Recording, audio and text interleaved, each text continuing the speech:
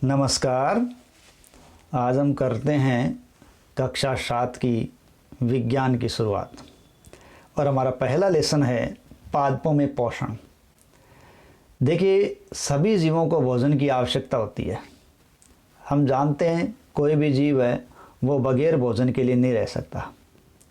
तो कुल मिला के सभी जीवों को भोजन की आवश्यकता होती है और कार्बोहाइड्रेट, प्रोटीन, वसा, विटामिन, खनिज लवण, जल, ये क्या है? ये सब भोजन के घटक हैं और ये भोजन के घटक हैं जो हमारे शरीर के लिए आवश्यक हैं। इन्हें हम पोषक कहते हैं।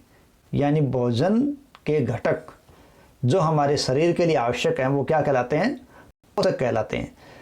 और ये पोषक या भोजन सभी जीवों के लिए आवश्यक है। पादप हैं वो अपना भोजन स्वयं बना सकते हैं, परंतु मानव है या अन्य कोई प्राणी है वो अपना भोजन स्वयं नहीं बना सकता। ठीक है, ध्यान रखें, इस धरती पर केवल पादप ऐसा प्राणी है या पादप ऐसा जीव है, ऐसा जीव है जो अपना भोजन स्वयं बना सकता है, लेकिन मानव या अन्य कोई प्राणी अपना भोजन नहीं बना सकता। इसलिए जो मानव है या जो अन्य प्राणी है उनको अपने भोजन के लिए पादपों पर या फिर पादप का भोजन करने वाले जंतुओं पर भोजन के लिए निर्भर रहना पड़ता है। यानी मनुष्य और अन्य प्राणी या तो पौधे से भोजन प्राप्त करेंगे या वो उन जंतुओं से भोजन प्राप्त करेंगे जो खुद पादपों का भक्षण या भोजन करते हैं। अतः मानव और अन्य प्राणी प्रत्यक्ष या अप्रत्यक्ष रूप से भोजन के लिए किस पर निर्भर है? पौधों पर निर्भर है। अब बात यह आती है, तो फिर पौधा जब भोजन खुद बना सकता है तो वो कैसे बना सकता है? ठीक है, देखिए, पौधा अपना भोजन बना सकता है। अब वो कैसे बना सकता है ये देखिए। पादपों में पोषण की विधि देखिए, पादप है वही केवल ऐसा जीव है जो जल, कार्बन डाइऑक्साइड और खनिज इनकी सहायता से अपना भोजन बना सकता है। ठीक है, और ये जो पदार्थ हैं, जल है, कार्बन डाइऑक्साइड है, खनिज है, ये सब उसको उसके परिवेश से मिल जाते हैं। ठीक है, तो पोषक पदार्थ सजीवों की शारीरिक संरचना, वृद्धि, विकास, क्षतिग्रस्त भागों के रखरखाव आदि के लिए उसे योग्य बनाते हैं या उसको सक्षम बनाते हैं। और साथ ही साथ ये पोषक पदार्थ है उसको विभिन्न जैविक क्रियाएं करने के लिए आवश्यक ऊर्जा प्रदान करते हैं। ठीक है, तो सजीवों द्वारा जो भोजन ग्रहण करने और उसके उपयोग करने की विधि को हम पोषण कहते हैं। ठीक है, पोषण किसे कहेंगे? सजीवों द्वारा भोजन ग्रहण करना और उसका उपयोग करने का जो तरीका है वो क्या कहलाता है? पोषण कहलाता है।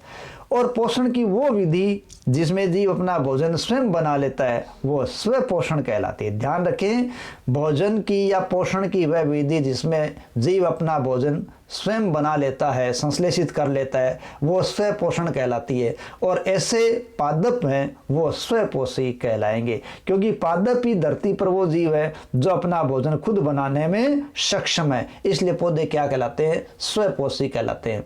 जंतु और अन्य जीव अधिकतर पादपों द्वारा संश्लेषित किया गया भोजन ही खाते हैं, इसलिए वो क्या कहलाते हैं? विषम पोषी कहलाते हैं। यानी पादप स्वपोषी क्योंकि खुद बना सकते हैं, लेकिन बाकी प्राणी हैं वो उन पर निर्भर रहते हैं, इसलिए वो क्या है? विषम पोषी है।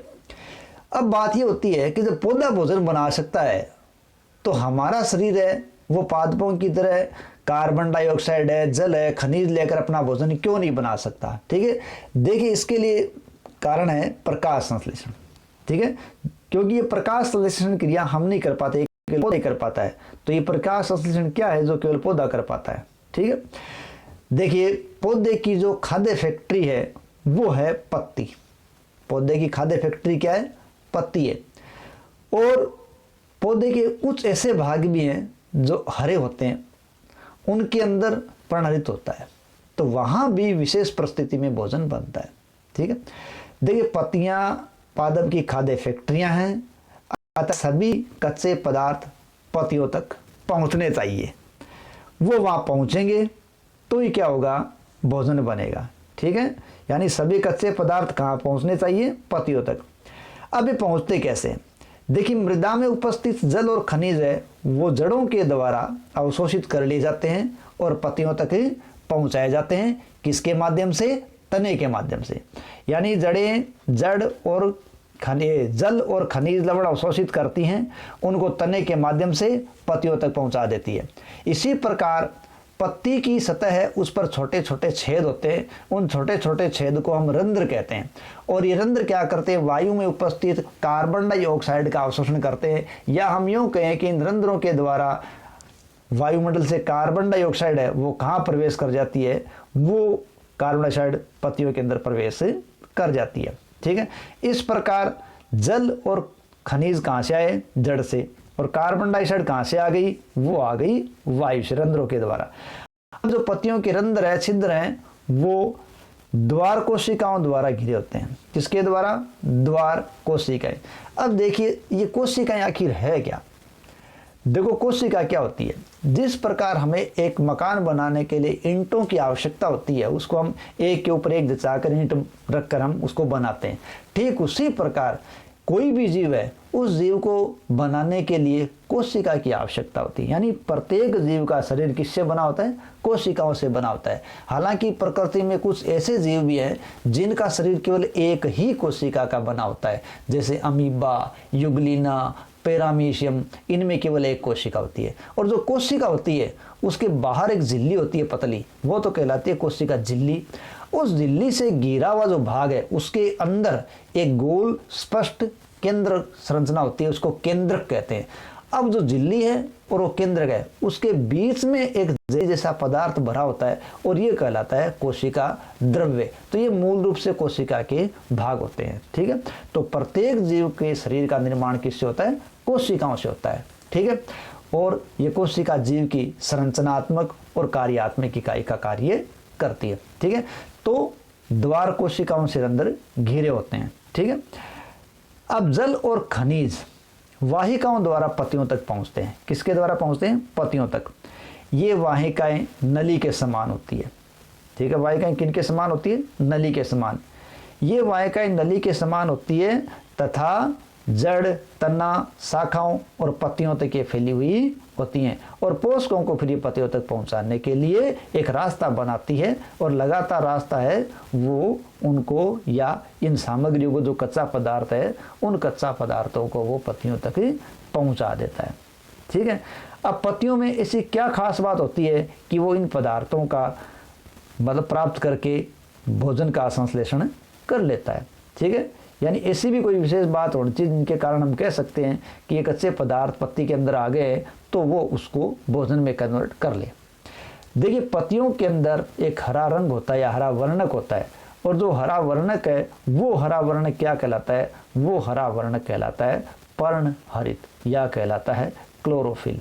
इसी को हम क्लोरोफिल कहते हैं, इसी को हम पर्णहरित कहते हैं, इसी को हम हरित लवक कहते हैं। ठीक है, यानी पत्तियों में एक हरा वर्णक होता है जिसे क्लोरोफिल कहते हैं। अब ये क्लोरोफिल क्या करता है? सूर्य के प्रकाश यानी सौर ऊर्जा का संग्रहण करता है और इसमें वो पत्ती की सहायता करता है। पर्णहरित सूर्य के प्रकाश को संग्रहित करने में पत्ती की सहायता करेगा। ठीक है, अगर क्लोरोफिल नहीं है तो इस प्रकार का संग्रह वो नहीं कर पाएगा। अतः इस ऊर्जा का उपयोग, जो ऊर्जा अब क्लोरोफिल के माध्यम से सूर्य की ऊर्जा संग्रहित हो गई है, उस ऊर्जा का उपयोग जल, कार्बन डाइऑक्साइड से खाद्य संश्लेषण या भोजन बनाने में होता है।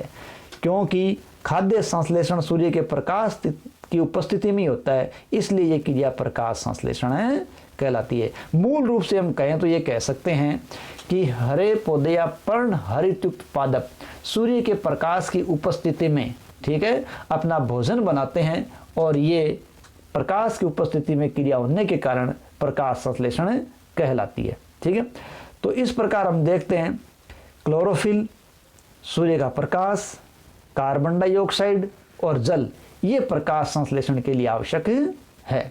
तो प्रकाश संश्लेषण की किन किन चीज़ों की आवश्यकता होती है ध्यान रखें? क्लोरोफिल, सूर्य का प्रकाश, कार्बन डाइऑक्साइड, जल, ठीक है, इन सब की आवश्यकता होती है। और ये जो प्रकाश संश्लेषण का चक्र है वो इस पूरी धरती के लिए एक बहुत ही अद्वितीय चक्र है। क्यों?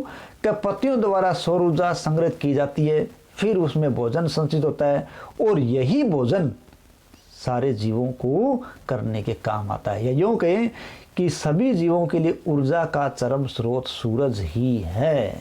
क्यों? क्योंकि सूरज की ऊर्जा के माध्यम से ही, सूर्य की ऊर्जा के माध्यम से ही पौधा भोजन बना सकेगा और उस भोजन से सारी सृष्टि भोजन प्राप्त करेगी। ठीक है।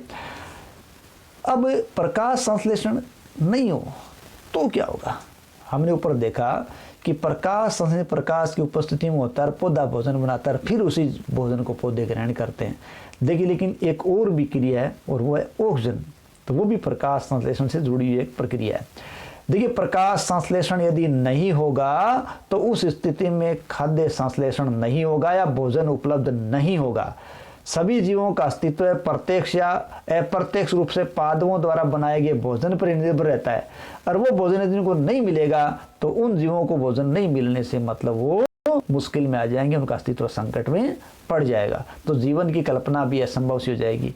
इसके अलावा सभी जीवों को जीवित रहने के लिए ऑक्सीजन की आवश्यकता होती है, और आजकल ऑक्सीजन की आवश्यकता कैसे हो रही है वो इस कोरोना काल में किसी से छुपा हुआ नहीं है। चारों तरफ ऑक्सीजन का शोर आज भी मच रहा है। ठीक है, तो सभी जीवों को जीवित रहने के लिए, श्वसन के लिए ऑक्सीजन परम आवश्यक है।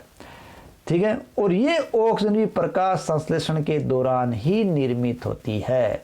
प्रकाश संश्लेषण की अनुपस्थिति के अंदर पृथ्वी पर हम जीवन की कल्पना नहीं कर पाएंगे, क्योंकि ऑक्सीजन का अस्तित्व भी संकट में आ जाएगा। जब ऑक्सीजन नहीं होगी तो सारे प्राणियों का अस्तित्व अपने आप ही संकट में आया हुआ है। इसलिए हमें जहाँ तक हो सके ज़्यादा से ज़्यादा पेड़ लगाने चाहिए ताकि ये प्रोसेस चलता रहे और सृष्टि बनी रहे।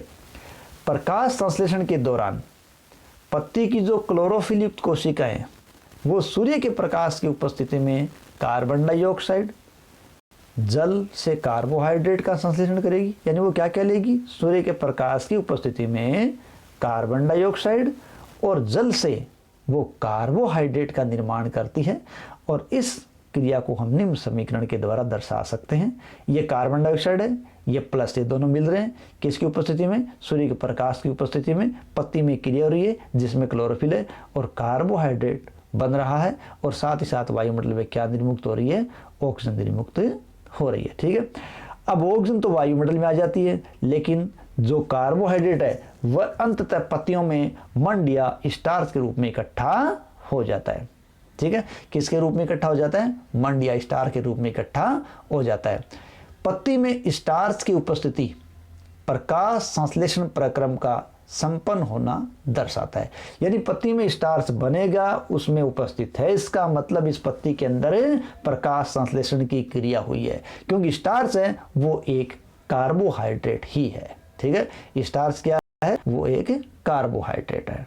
ठीक है, नेक्स्ट हम देखते हैं कि हरे पादप है या जिनकी पत्तियां हरी है वो भोजन बना लेते हैं, लेकिन कुछ पादपों की पत्तियों में देखा गया है कि वो पत्तियां गहरी लाल रंग की, बैंगनी रंग की, भूरे रंग की होती है। तो क्या ये भी प्रकाश संश्लेषण कर पाती हैं? देखिए, पत्तियों में अलग अलग रंग होता है, ठीक है, लेकिन अलग अलग रंग की पत्तियों में भी क्लोरोफिल होता है, परंतु ये जो क्लोरोफिल है वो लाल, भूरे, अन्य वर्ण के कारण दिखाई नहीं देता, या ये कह सकते हैं जो अन्य रंग है वो हरे रंग का प्रच्छादन कर लेते हैं, यानी उसको ढक लेते हैं, इसलिए वो दिखाई नहीं देता, लेकिन क्लोरोफिल उनमें होता है। तो इन पत्तियों में भी प्रकाश संश्लेषण की क्रिया होती है। ठीक है, लेकिन ऐसा भी नहीं है कि अलग रंग की पत्तियों में प्रकाश संश्लेषण हो रहा है तो पौधे किसी ने भाग में नहीं हो रहा है। यानी कुछ पौधे के अन्य भाग भी हैं जो भोजन बनाने का काम कर सकते हैं। जैसे देखिए, देखो तना और हरी शाखाओं में भी प्रकाश संश्लेषण होता है। किसमें? तना और हरी शाखाओं में। मनुष्य जो पादप होते हैं वो वाष्प और संध्वरादल को क्षय को कम करना चाहते हैं। देखिए, क्योंकि मरुस्थल के अंदर पानी बहुत कम होता है, इसलिए पादपों को पानी बहुत कम मिलता है, तो उनके कुछ विशेष प्रकार के अनुकूलन होते हैं कि पानी के क्षय को कम से कम करें। इसलिए उन मरुस्थलीय पादपों की पत्तियां शल्क में बदल जाती है या सूल में बदल जाती है। ठीक है, इन पादपों में तना हरा होता है और ये क्लोरोफिल युक्त होता है, जिसके कारण ये प्रकाश संश्लेषण का कार्य करता है। इस प्रकार तने के माध्यम से भी मरुस्थलीय पौधों के अंदर प्रकाश संश्लेषण की क्रिया होती है, और जो रंगीन पत्तियों वाले हैं उनमें भी ऐसा होता है, क्योंकि उसमें छुपा हुआ क्लोरोफिल होता है। अब कई बार हम क्या करते हैं कि कोई गीली दीवार है या कोई तालाब है, कोई ठहरा हुआ पानी है, उनमें क्या होता है कि हमें हरा पंख या काई सी दिखाई देती है। ये जो हरे पंख या काई है वो कुछ जीवों की वृद्धि के कारण बन जाती है, और यही काई शैवाल कहलाती है। ठीक है, यानी ये ठहरे हुए पानी में, तालाब में, ये वहाँ बनती है।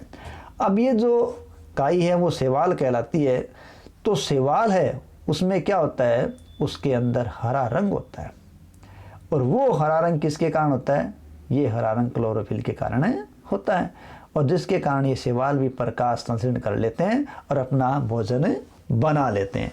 इस प्रकार शैवाल धरती पर अपन देखें तो प्रथम जीव है क्लोरोफिल युक्त, जिनके द्वारा जीवन की शुरुआत मानी गई है। ठीक है, अब बात आती है क्या केवल पौधों को खाली कार्बोहाइड्रेट की आवश्यकता होती है या अन्य खाद्य पदार्थों का भी उनके अंदर संश्लेषण होता है। देखिए, पौधों में केवल कार्बोहाइड्रेट का संश्लेषण हो ऐसा नहीं है, यानी अन्य खाद्य पदार्थों का संश्लेषण भी होता है। ठीक है, देखिए जो कार्बोहाइड्रेट है वो पौधों ने प्रकाश संश्लेषण के द्वारा इकट्ठा कर लिया है। ठीक है, अब ये जो कार्बोहाइड्रेट है वो क्या है, देखिए कार्बोहाइड्रेट है वो कार्बन, हाइड्रोजन और ऑक्सीजन का संयुक्त उत्पाद है। कार्बोहाइड्रेट पौधों ने संश्लेषित किया है प्रकाश संश्लेषण क्रिया में, वो कार्बोहाइड्रेट क्या है, कार्बन, हाइड्रोजन और ऑक्सीजन से संयुक्त बना हुआ एक यौगिक है। ठीक है, परंतु प्रोटीन नाइट्रोजनी पदार्थ है, यानी इसमें कार्बन, ऑक्सीजन, हाइड्रोजन तो होता ही है, लेकिन इनके अलावा नाइट्रोजन भी होती है। तो अब बात ये उठती है कि पादपों को नाइट्रोजन फिर कहाँ से मिलती है। ठीक है, देखिए वायुमंडल में हम जानते हैं कि सबसे ज़्यादा नाइट्रोजन गैस है, और वो प्रचुर मात्रा में, हम मानते हैं कि लगभग ये 78% से अधिक मात्रा में यहाँ उपस्थित है वायुमंडल में, लेकिन ये गैस के रूप में, लेकिन पादप वो गैस रूप में नाइट्रोजन का अवशोषण या इस्तेमाल नहीं कर सकते, तो वो इसे विलेय रूप में इस्तेमाल करते हैं या नाइट्रोजन को नाइट्रेट यौगिक में बदलकर इस्तेमाल करते हैं। अब ये बदलने का कार्य करने के लिए क्या होते हैं कि मिट्टी में कुछ विशेष प्रकार के जीवाणु होते हैं जो नाइट्रिककारी जीवाणु कहलाते हैं। ये जीवाणु क्या करेंगे कि जो गैसीय नाइट्रोजन है उसको उपयोगी यौगिकों में या यूं कहें नाइट्रेट यौगिकों में बदल देते हैं और मिट्टी के अंदर वापस निर्मुक्त कर देते हैं। अब जो विलेय पदार्थ बन गया, उस विलेय पदार्थ क्या होता है कि जल के साथ जड़ों द्वारा इनका अवशोषण कर लिया जाता है। यानी जब ये नाइट्रेट यौगिकों के अंदर रूपांतरित हो गए हैं तो विलेय हो गए हैं, तो जब जल का पौधा अवशोषण करता है उन्हीं के साथ इन नाइट्रोजन यौगिकों को भी वो साथ साथ अवशोषित कर लेता है। ठीक है, देखिए हम जानते हैं कि किसान अपने खेती करने के लिए उर्वरक खाद डालते हैं। अब इस खाद में भी क्या होती है, नाइट्रोजनी पदार्थ की प्रचुर मात्रा होती है। ठीक है, अब नाइट्रोजनी पदार्थ की प्रचुर मात्रा होती है, इस प्रकार अन्य संगठकों के साथ पादपों की नाइट्रोजन की मांग की भी पूर्ति हो जाती है। कब, जब उसमें खाद या उर्वरक डालते हैं। इसके पश्चात खाद के या भोजन के अन्य संगठकों जैसे कि प्रोटीन एवं वसा का संश्लेषण किया जाता है। ठीक है, यानी हम कह सकते हैं कि नाइट्रोजन का संश्लेषण, ठीक है, वो किसके तरीके से कर रहे हैं, वो कर रहे हैं यहाँ खाद और उर्वरक को प्राप्त करके। इसके अलावा प्रोटीन और वसा का भी संश्लेषण उसके अंदर हो रहा है। तो ये हमारा हुआ है कि किस प्रकार पादपों में प्रकाश संश्लेषण होता है, अन्य जंतुओं में क्यों नहीं होता, और कौन कौन से घटक हैं वो पादपों में संश्लेषित होते हैं। अगले पार्ट में हम पढ़ेंगे कि पादपों में पोषण की कौन कौन सी विधियां हैं। धन्यवाद।